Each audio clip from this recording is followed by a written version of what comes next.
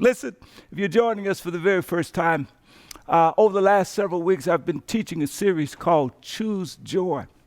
And essentially, we've been wrestling with this basic question right here. Can you experience joy in the midst of tough and great suffering? And of course, the answer through the series is a resounding yes. Now, if you'd love to engage that series, there's a link right here on the screen. I encourage you to check it out. Today, we're going to tweak the question just a little bit. Here's the one that we're going to focus on today. How do I reclaim joy in the midst of tough times? Now, here's what both you and I both know in this moment. It's possible to wake up on any given day with a sense of joy, or start off a week with a sense of joy. But all of the different ways that life is broken has the capacity to literally pounce upon us and suck that joy right out of us. So we've got to figure out how to develop a disciplined posture that helps us to continue to reclaim our joy. And so the passage that we're looking at today is written by an inspired writer that's writing to a Christian community. It's the book of Hebrews and the epistle of Hebrews in the New Testament.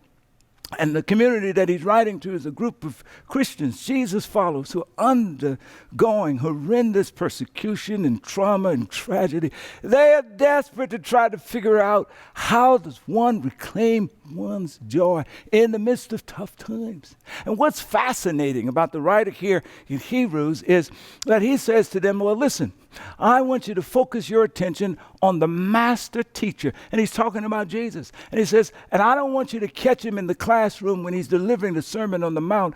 I want you to catch this master teacher in the classroom of his most horrendous, horrible, excruciating earthly crisis, his crucifixion, his greatest moment of suffering. Because he has something to teach you. He can empower you in this moment. So listen, I know this is Resurrection Sunday, but I say every year at this time, you and I, we can't begin to celebrate resurrection until we spend a little time with Jesus on Good Friday, working through the experience of his cross.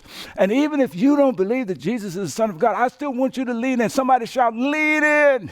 Because Jesus has still got something to teach you. Because you, like everybody else, you're trying to figure out in the midst of tough times how to reclaim your joy. All right, let's listen to what the writer here says. And let us run with perseverance the race marked out for us. All of us who are trying to reclaim our joy, let's do this. Fixing our eyes on Jesus, the master teacher, the pioneer and the perfecter of our faith. Come on now, here it goes. For the joy, shout for the joy, set before him. He endured the cross, scorning its shame, and sat down at the right hand of the throne of God. Now I want you to focus here. For the joy that was set before him. Can you say joy? Now I want to make sure that when you say joy, and I say joy, that we're talking about exactly the same thing. Let me tell you what I'm not talking about. I'm not talking about happiness. No. You see, happiness is usually a feeling that's based on external circumstances. And while I'm sure Jesus had a lot of feelings in the midst of his crucifixion, I don't think happiness was one of them. But joy, the joy that we're talking about today, the joy that I believe is part of his experience. Sometimes it includes happiness, sometimes it includes delight, but it begins as an attitude that defies circumstances. That Jesus had an attitude as he was dying on that cross that literally defied the circumstances of his crucifixion.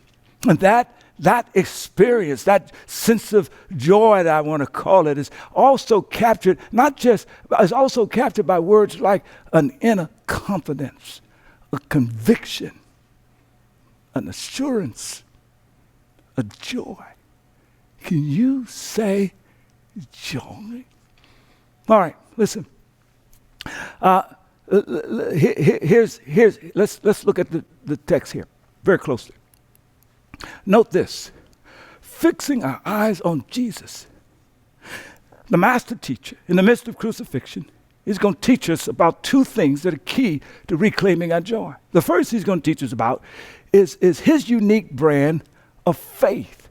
And the second he's going to teach us about is this notion of faithfulness. Go back to the text. Let me show you. Go back to the text. I'll show you right here. All right. It was Jesus, the pioneer. That means that he is the beginning of this faith. And the perfecter. That means that he's the goal of this faith that we're going to talk about. Watch this. But he is also the one who, out of that place of faith, models for us a faithfulness.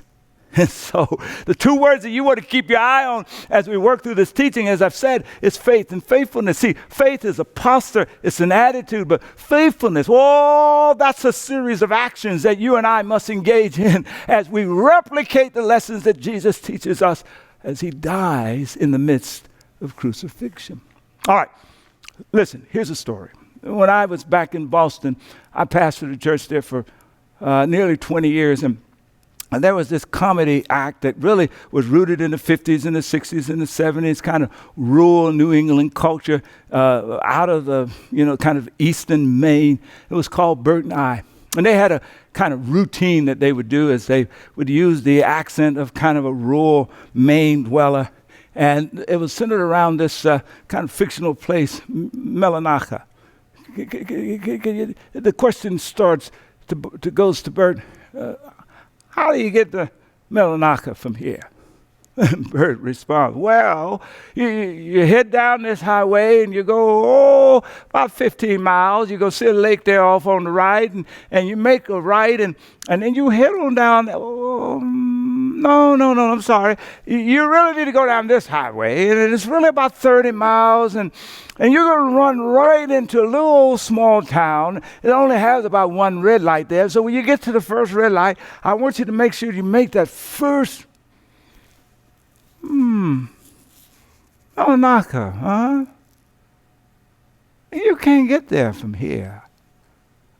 I don't think you can get there from here. You see, there's somebody watching me right now, and you're in the midst of you're exhausted, one trauma after the next trauma after the next trauma, and you say, Pastor, come on, let's talk joy, reclaiming joy. I don't think I can get there from here. Maybe you're watching on the phone as you sit in a hospital bed or in the prison cell, or maybe you just signed the bankruptcy papers on yesterday, and you're thinking, joy, reclaiming my joy. That's as foreign as Melanacha. I don't think we can get there from here. But the writer in Hebrews says, no. Jesus, the master teacher, he can get us there. And it begins with the faith that he teaches us from in the moment of his crucifixion. And the first thing he wants the people in the community that he's writing to understand, he says, listen, I want you to find your identity in Jesus, because part of Jesus dying on the cross is he's one who is identifying with you. With me. Oh yeah, take a look at this picture. We see the background of Jesus in the darkness on the cross, and it's a reminder that as he dies on the cross, he's contending with the worst forces of evil. Oh, I mean, it is Jesus who speaks out to the family of Mr. George Floyd. Everybody's watching the trial this week, of course, and remembering how the police officer put his knee on Mr. Floyd's neck for 8 minutes and 48 seconds, murdering him publicly. And Jesus says to the family, in the midst of that evil, I fear you. The Asian, elderly, vulnerable Asian Americans who are being publicly attacked in broad daylight. Doorman is turning their back and closing the door while it's taking place, and they and their family members, Jesus is saying from the cross, I feel you. But the folk who loved ones was violently murdered in Boulder, Colorado, or in those bars in Atlanta, Jesus is saying from the cross, I know what it's like to contend with evil. I feel you. Perhaps you're thinking, well, you're dealing with some other form of injustice. Well, Jesus would just remind you, listen, here's how you got it. He was an innocent man, arrested, lied on. Come on now. found guilty in a jury-rigged court, sentenced to death. This cross here, that's capital punishment. That equals our electric chair. And he's innocently dying on this cross. And you can almost hear Jesus say, be sure to listen to Dr. King, who will millenniums later say these words. You can't afford to ignore injustice anywhere, because injustice anywhere is in fact a threat to justice everywhere. Now perhaps you're dealing with your own sense of shame and guilt. And there's a part of you that's saying, oh, I wish I could break free from this shame and guilt. Jesus says, I feel you. He said, did you not hear the prophet say that the God has placed upon him the iniquity of us all? And he's saying it would be helpful right now if you would understand that in the one dying on the cross, come on now, it's God himself who's atoning for what you can't atone for, who's paying the cost for what you cannot pay for, so that when he declares you are forgiven, you are not just forgiven, but you are set free. Jesus says, I feel you. Perhaps you're in the midst of horrendous pain right now as you watch here this picture, and Jesus says to you, I feel you. I'm thinking about one of my beloved members from New Beginnings. 2 weeks ago, she had an amputation of a limb. I suspect she's watching this Easter gathering right now from a rehabilitation room full of physical and emotional, and perhaps some spiritual pain, agonizing, but still faithfully watching. I want my dear sister to hear Jesus call out to you. I feel you. I know what agonizing physical pain is. I know what agonizing emotional pain is. I know what it's like. Come on, he's both hands nailed to the cross, both feet nailed to the cross, blood flowing from everywhere. Oh my goodness, he says to you, I feel you. And this is how you can know I'm with you right in the midst of your suffering. Perhaps you're just looking at this notion of death. Jesus, he dies. Right here. He dies. And the writer in Hebrews, he has a very interesting way. Look at the text here. He says, and, come on now, enduring the cross and scorning its shame. And what a powerful word. There's so much included in that word, and but just suffice it to be said this moment. And is the improbable transition from the depths of despair to the mountaintop of triumphant hope. He says, and Jesus sat down at the right hand of the throne of God. Can you say, and Jesus sat down? Oh, there's such powerful meaning. This symbolic language of sitting at the right hand of the throne, meaning in the highest authority. Can you say, and Jesus sat down? It's hard not to reminisce and remember that in Genesis chapter 2, it opens up by saying that after God had looked and seen all of what he has created, and he's seen that it was finished, it says on the seventh day, he rested. It's another way of saying, and God sat down. This notion, and Jesus sat down, this improbable transition. How do you get to Milanaka? This improbable transition is a transition that solidifies as he sits, that something happened in Jesus' crucifixion and resurrection that altered the course of the cosmos, that redirected and redefined the ending of eternity for all who would put their trust in him. Come on now. Listen, Jesus says, I know what it's like if you're fighting against evil and fighting injustice.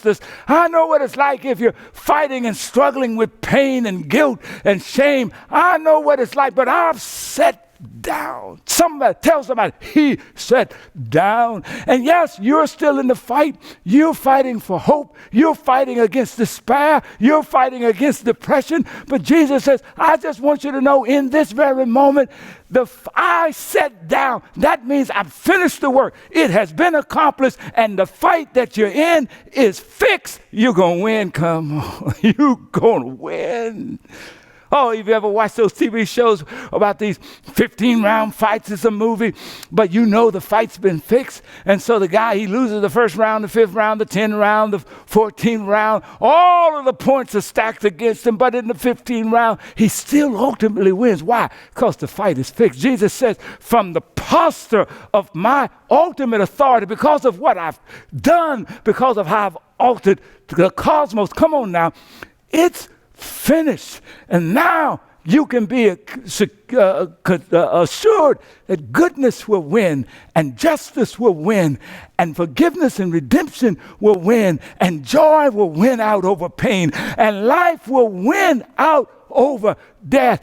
The fight's been fixed. You are a winner. Come on now. If you just put your trust in me, can you not hear a quiet conviction and confidence that allowed him to defy the cross and the shame? And he offers the same to those who were there, put their trust in him. A conviction, a confidence that you will win. That's what the writer of Hebrews is saying to the Christians who's pushing through the persecution. That's the faith he gives. But then there's a faithfulness. When we talk about faith, shout faithfulness. It has everything to do with actions. And when we come to this notion of faithfulness, the question is, how do I get to Melanaki?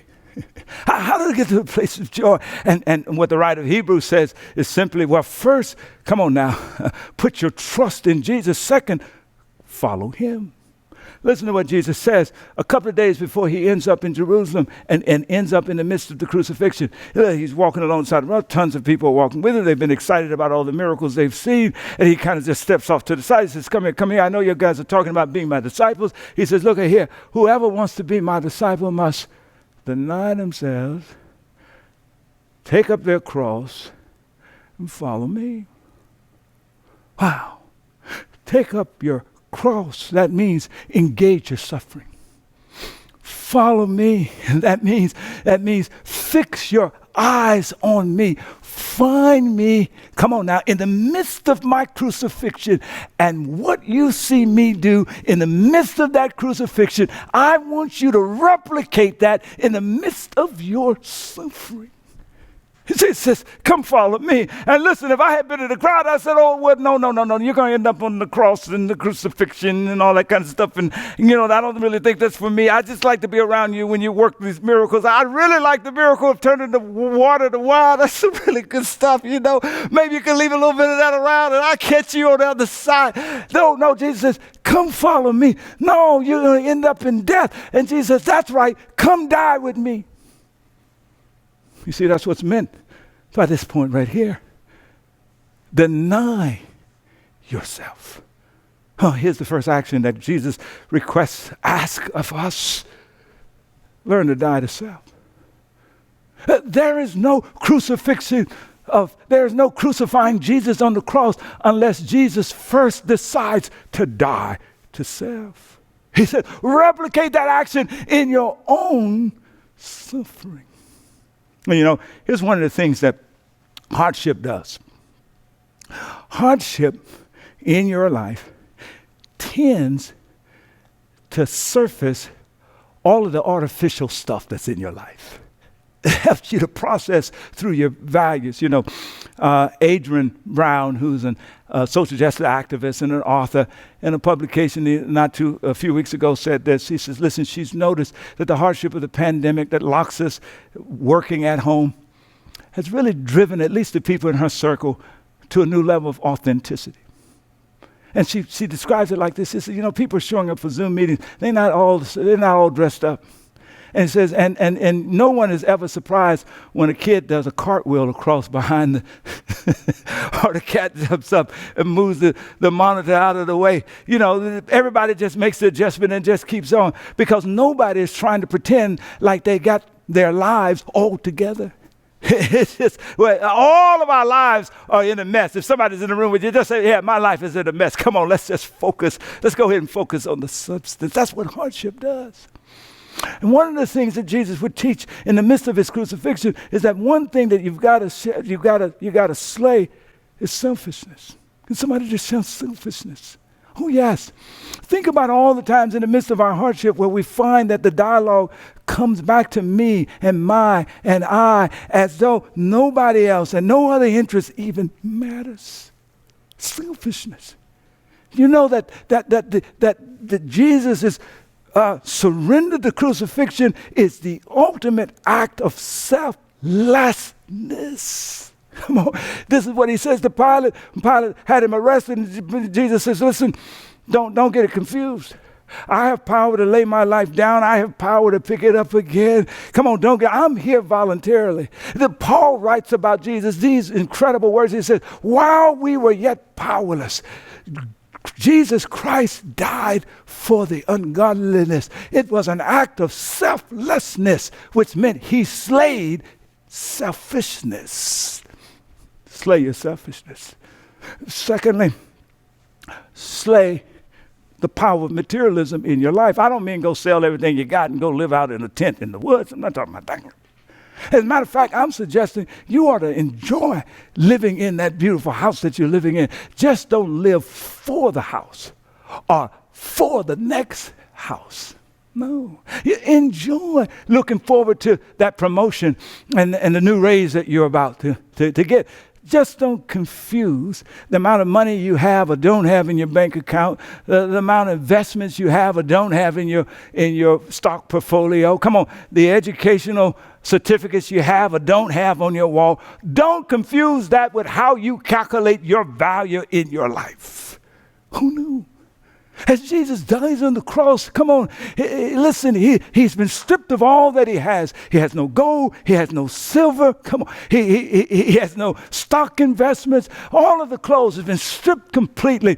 Even the one garment that his mother made has been cut in pieces, and the soldiers are gambling over it. It is Jesus who declares, the fox have holes, the birds have nests, the Son of Man has no place to lay his head. He's identifying with the homelessness, and at the end of the day, with all of that, history will never dispute the fact that Jesus is one of the most valuable, if not the most valuable human being in all of history.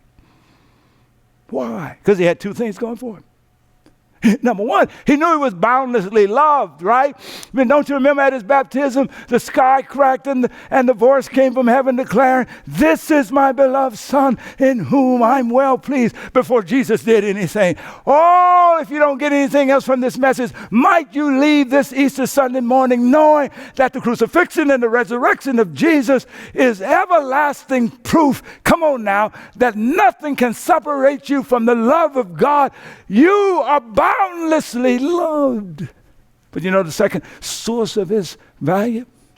As he talks about it in the Gospel of John, he says, look, I've come down from heaven to do one thing, to do the will of him who sent me.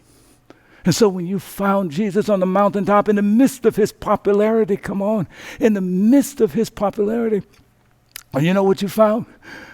Him doing the will of him who sent you. When you found Jesus, come on, totally isolated, dying by himself on the cross, he was still doing the will of him who sent him. Oh, might this conviction be what you take out of this message? That before you were in your mother's womb, you were in God's heart. You had a place in God's will. Come on now.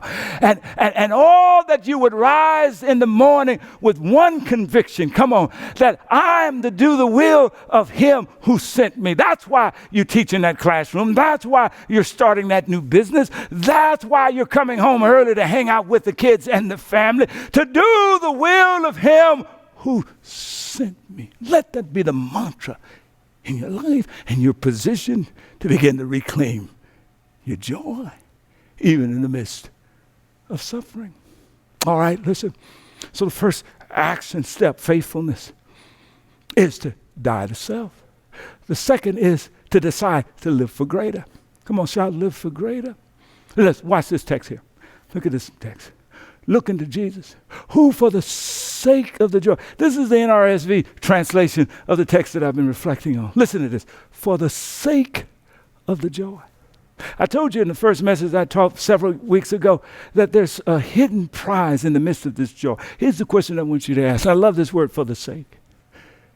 What is it about this joy that is so powerful, that is so incredible, that is so remarkably beautiful, that it somehow inspires and empowers Jesus to endure the cross and move to disregarding the shame? What is it? You know what's hidden in this joy? You and me. For your sake, come on now, and my sake, and those that we love's sake, he endures the cross, come on now, as he facilitates redemption for all of our life. You are Jesus' joy. His movement on the cross is the proof that you are God's joy. As he dies, he's living for greater. Let me offer 3 real quick ways for you to live for greater. Replicating what you see in Jesus as he dies in your life in the midst of your suffering. First, be generous. You know, here's how one of Jesus' disciples taught about the gift that Jesus offered on the cross. 1 John 3:16 says this. This is how we know what love is. Jesus Christ gave up his life for us. So we ought to give up our lives for others. Notice the give up. Generosity. You know, you don't have to be wealthy to be generous, for it to be a part of your lifestyle. My grand aunt raised me to be generous. She kind of pushed that into my DNA. She used to tell me as a kid about when she was a kid, you know, maybe a half generation removed from the sharecropping farms in Louisiana. She'd talk about how when they would kill a hog that they had prepared all year, they'd cut that hog up and create little bags and just share it all up and down the neighborhood. And, you know, she drilled that in me as I was growing up. She'd say, boy, come on, the church doesn't have a janitor. You go on down there and clean up the church, cut the yard. Don't you dare ask them for anything. Go and do that. Generosity. I started cutting yards. So Sue needs you to go down the street. Go down there and cut her yard. Now, she's going to try to pay you, but you say, no, ma'am, no, ma'am, no, ma'am. I'm just happy to do it. Can you shout generosity? When I started driving, she said, go over there, Mr. B.O. Jones, and take some money. And she'd give me some money and pick up this and that for Miss or Mr. So-and-so. And when you get there and they try to repay, tell them, no, I'm just happy to do it. Generosity. You know, my grandaunt, she favored somebody. Who was it? Jesus! In the midst of his generosity. He says, you want to live for something greater than you, greater than your prosperity, be generous. Secondly, be kind. Now, I can already hear you say it. I can't be kind. The world is too mean. It's too evil. It's too racist. It's too hate-filled. I'm not going to be somebody's doormat. I'm not going to be walked over. The world is too brutal. Is there any expression of brutality and cruelty worse than the crucifixion of the cross? And yet we find Jesus. This is what's so radical about following Jesus. In the midst of his death, he's exercising radical kindness. Listen, the first word he speaks from the cross as he looks down and people are gambling over his garment, and he looks up and he says, Father, forgive them. Who? The folk who are crucifying me and gambling over my garment, for they don't know what they're doing. Kindness. He looks at his right, and the fellow says, listen, look, you're the Savior. When you get in your kingdom, remember me. And in that, as he's dying, he looks and he declares, this day is the day of your redemption. You shall be with me in paradise. Salvation now, kindness. He sees his mother, and he sees his beloved disciple, and he says to the beloved disciple, behold your mother, take her under your care. Mother, behold your new son. He's going to take care of you. Kindness. Kindness. To follow Jesus, to be filled with his spirit, is to live a life of radical kindness. And then, of course, be sacrificial and service-minded as we hustle to our conclusion. He said, wow. Listen to how Jesus describes how he ends up on the cross. He says, listen, the Son of Man did not come into the world to be served, but to serve and to give his life sacrificially as a ransom for many. I know some of you are working through some really tough times. You're on a lousy job. Some of your kids are driving you crazy. Some of you are struggling and caring for your aging parents. Man, some of you are in the midst of challenging difficulties. The challenge of this message is to find yourself in those circumstances and adopt the paradigm of sacrificial service. And you begin to find yourself positioned to reclaim your joy. Listen, when I was back in Boston, there used to be a fellow on the corner a couple of blocks down from the church, and I knew him, he knew me, and I passed by one day, I was just teasing with him. I said, hey man, what's in that brown bag you got? He said, oh, Reverend, that's my joy juice.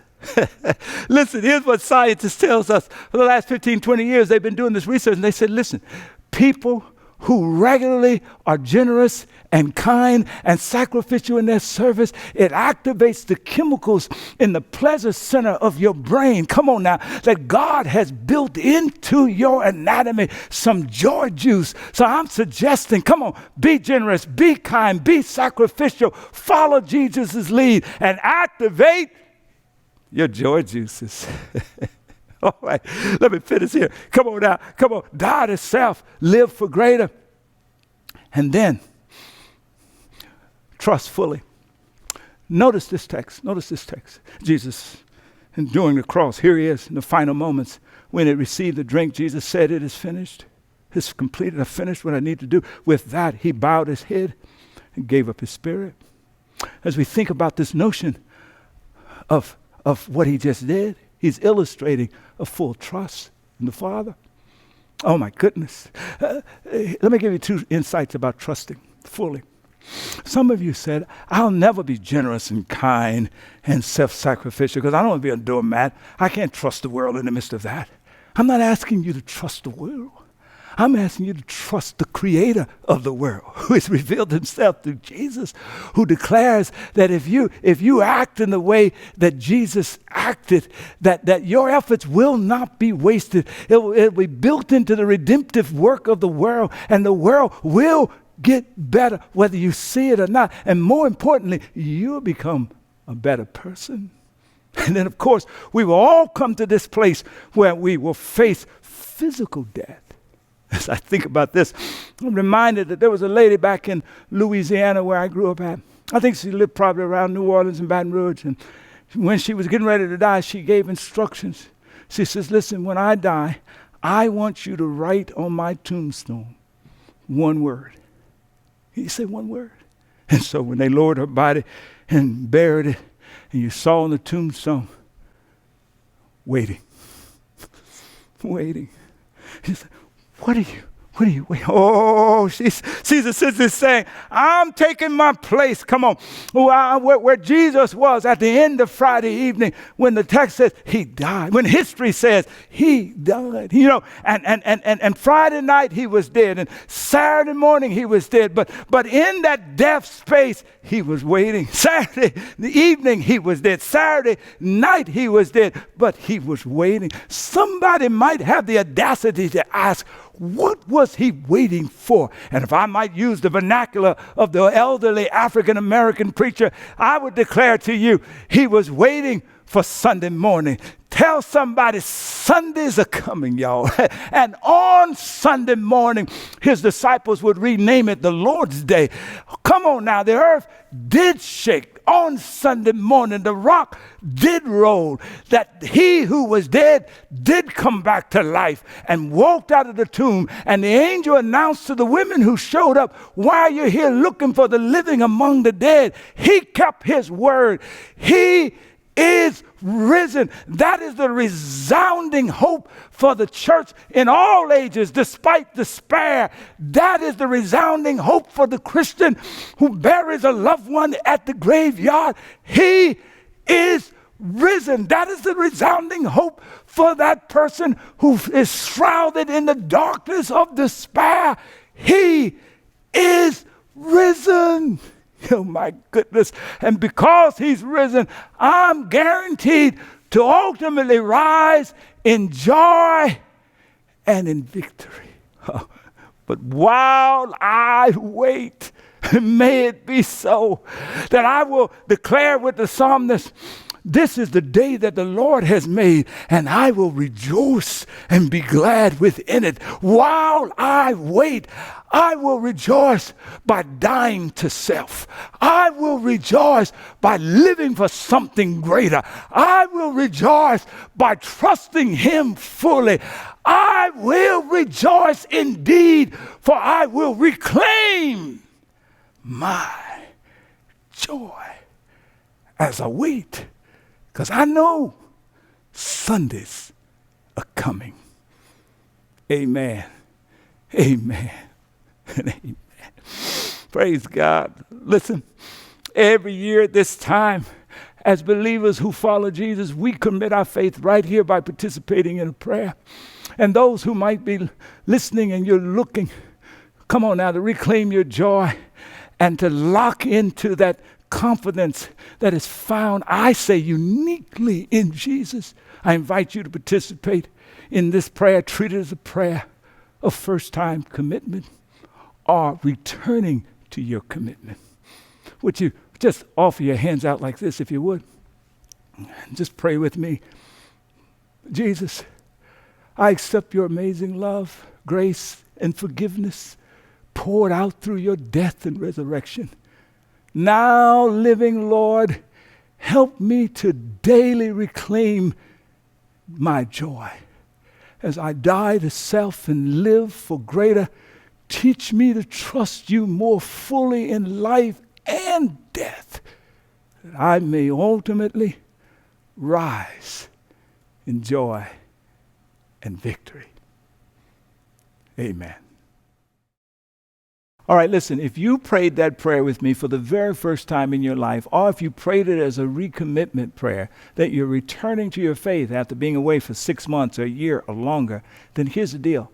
Let's together focus on our connection card. It's popping up right now in our Facebook chat, as well as on our website, and it's also in our app, because I want to encourage you to take at least one of several more steps. Listen, here's the deal.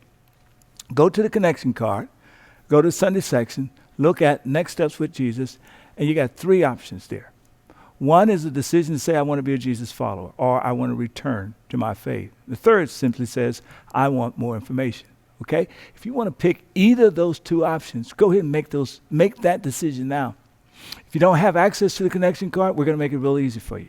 Just take out your phone and simply text the name. Go ahead and do it right now. Take out your phone, text the name Jesus to 77411. All right? Text the name. Go ahead and do it now. Make this decision.